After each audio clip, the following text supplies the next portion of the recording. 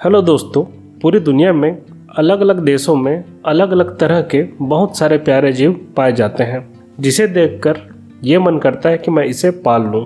तो आज के समय में हमारे इंडिया में इनमें से बहुत सारे जीव अवेलेबल हैं, जिसे लीगल या इलीगल तरीके से भारत में इंपोर्ट किया जाता है। इन्हें पालने का दीवानापन लोगों में इतना है कि लोग अलग अलग तरह के तोते, मीरकैट, पैरट, बंदर, यहाँ तक कि कुछ लोगों ने कंगारू भी इंपोर्ट कर लिया था। कभी कभी इंसानी गलतियों की वजह से ये जानवर आपकी कस्टडी से भाग जाते हैं, जो किसी जंगल या आसपास के किसी प्राकृतिक क्षेत्र में रहने लगते हैं। बहुत से लोग कुछ समय बाद इन जानवरों को आज़ाद कर देते हैं। तो दोस्तों, आप भी किसी पालतू जानवर को आज़ाद करना चाहते हो तो रुको, आपका ये नेक काम बहुत ही खतरनाक हो सकता है। और आपका ये कदम कैसे खतरनाक हो सकता है जानेंगे हम इस वीडियो में। मैं हूं आपका दोस्त सुनील और आप देख रहे हैं द डॉको फैक्ट। आजकल मार्केट में बहुत से पेट अवेलेबल हैं जो इतने प्यारे लगते हैं कि मन करता है इसे भी पाल लूँ, उसे भी पाल लूँ। इनमें बहुत से प्यारे बर्ड हो सकते हैं या कोई प्यारी सी मछली हो सकती है। यहाँ तक कि कोई पौधा भी आपको पसंद आ सकता है जिसे आप तुरंत घर लाना चाहेंगे। लेकिन इन प्रजातियों में से कुछ प्रजातियां ऐसी हैं जिसे प्रकृति में छोड़ दिया जाए तो बहुत बड़ी त्रासदी हो सकती है, और पास्ट में इंसानों की गलती की वजह से ऐसी त्रासदी हो चुकी है। आपके सामने ये परिंदा दिखाई दे रहा है, अब ये पृथ्वी पर नहीं है, अब ये विलुप्त हो चुके हैं, वह भी इंसान की एक गलती की वजह से। ये जीव मॉरिशस के पास एक आइलैंड में पाए जाते थे, जो कि 17वीं सदी में विलुप्त हो गए। ये शानदार परिंदे कबूतर के प्रजाति से थे, जो लाखों सालों में इवॉल्व होकर कुछ इस तरह हो चुके थे। इतने सालों में इन परिंदों ने कोई भी शिकारी जीव नहीं देखा था। फिर 17वीं सदी में वहाँ इंसान पहुँचे और अपने साथ लेकर आए सूअर और चूहे।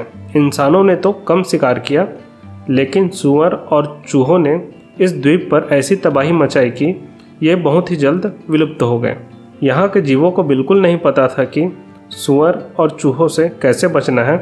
इसी तरह इंसान अलग अलग अनछुए द्वीप या महाद्वीप पर पहुँचता गया और अपने साथ बिल्ली, सूअर, चूहा, सियार, लोमड़ी या खरगोश लेकर गए। ये जीव वहाँ के जीवों के लिए नए थे और वहाँ के जीव इनसे बच नहीं पाए और बहुत सी प्रजातियां विलुप्त हो गईं। इतिहास में हुई इस घटना से हम सीख सकते हैं कि साधारण से साधारण विदेशी जीव वहां की देसी प्रजातियों के लिए खतरा हो सकता है। आपकी एक्वेरियम में रखी विदेशी मछली भी देसी प्रजातियों के लिए खतरा हो सकते हैं। ये विदेशी जीव फूड चेन में अपने समान देसी प्रजातियों को चुनौती देंगे, या फिर यहाँ इनका कोई शिकारी जीव नहीं होगा। एक टाइम ऐसा आएगा कि हर तरफ यही जीव होंगे और भारत की मूल प्रजातियां विलुप्त हो जाएंगी। आज के समय में भारत के प्राकृतिक जल संसाधनों में अब विदेशी मछली दिखने लगी है, जो प्रजनन कर रही है और अपनी संख्या बढ़ा रही है। मछली की कुछ प्रजातियां तो खेती या फूड प्रोडक्ट्स के लिए लाई गई थी, जिसमें से एक है थाई कैटफिश या थाई मांगूर।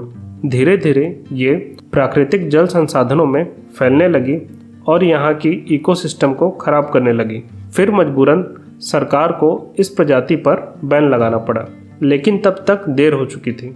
अगर आप किसी विदेशी जीव को भारत में छोड़ते हैं तो सिर्फ दो चीज़ होंगी। पहला कि वो यहाँ ज़्यादा टाइम तक सरवाइव नहीं कर पाएगा और उसकी मौत हो जाएगी, या फिर वो जीव सरवाइव कर लेगा, फिर अपनी संख्या इतनी बढ़ा लेगा कि यहाँ की देसी प्रजातियाँ खतरे में आ जाएंगी। पास्ट में कुछ विदेशी पौधे भी लाए गए थे, जो आज के समय में हमारे इकोसिस्टम के लिए मुसीबत बन चुके हैं, जैसे कि गाजर घास और जलकुंभी। अगर आप सोच रहे हैं कि साधारण से दिखने वाले ये जीव किसी को क्या नुकसान पहुँचाएंगे, तो आपको बता दूँ, फूड चेन में मौजूद इसके जैसे जीव को ये कंपटीशन देने लगेंगी, क्योंकि इनका आहार एक जैसा होगा। फिर देसी प्रजातियां इनसे हार जाएंगी। एग्जाम्पल के लिए जलकुंभी या गाजर घास किसी को क्या नुकसान पहुंचाएंगे, लेकिन इनकी संख्या इतनी बढ़ चुकी है कि ये देसी वनस्पति को चुनौती दे रही है, और इस विदेशी घास को कोई भी जीव नहीं खा रहे हैं, क्योंकि ये हमारे देश के फूड चेन से नहीं है। अब सोचिए, हमारे देश के जंगलों में जो मुख्य छोटे शिकारी जीव हैं वो जंगली बिल्ली या सियार या नेवला है, और अगर हम इनके साथ विदेशी शिकारी जीव छोड़ दें, जैसे कि मीयरकैट, फेरेट आदि, जो नेवला या जंगली बिल्ली के ही साइज़ के हैं, तब सोचिए हमारे देश के इकोसिस्टम का क्या हाल होने वाला है।